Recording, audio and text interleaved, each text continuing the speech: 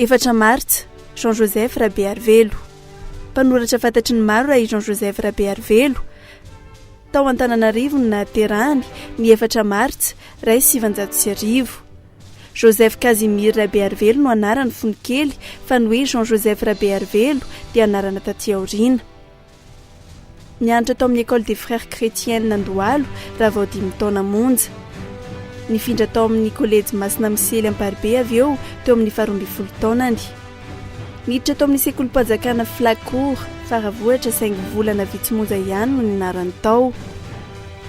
Nanao mpitantsoratra ny lehiben'ny Kantao tany Ambatolampy. Sady nampianatena i Jean Joseph Rabearivelo no nanao ireo asa madinidinika azo natao toy ny bibliothécaire, nanao sary dantelina, nampanao cours de français. Niditra ho mpanala diso tao amin'ny imprimerie de Imerina izy ny taona 1909. Teo amin'ny sehatry ny asa soratra dia ny taona 1909 no nanombohany nanoratra an-gazety toy ny Rano Velona, ny Mpandinika, ny Tanamasoandro, ny Diavolana, ny Fandrosom-baovao, Journal de Madagascar. Ary tamin'ny taona 1909 no namoahany ny La Coupe de Cendre izay amboara tononkalo amin'ny teny frantsay. Voaray ho mpikambana tao amin'ny comité international de culture intellectuelle i Rabearivelo ny taona 1909 ary nahazo ny medaly volafotsy tamin'izany.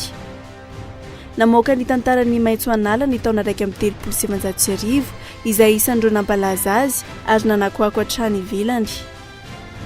Noraisy no mpikambana tao amin'ny Akademia Malagasy ilay tononkalo fasana faharoa izay nampiavaka azy tamin'ireo namany no tena isan'ireo nampalaza an'ity mpanoratra ity.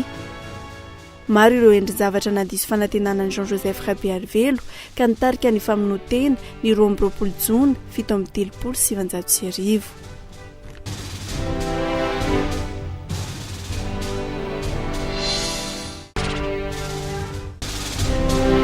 4 martsa 1909 andro zoma ny lavolevina teo anatreny Général Galeny tao Antaninarenina ny Filomena Lamba, Rabosaka sy ny lefiny.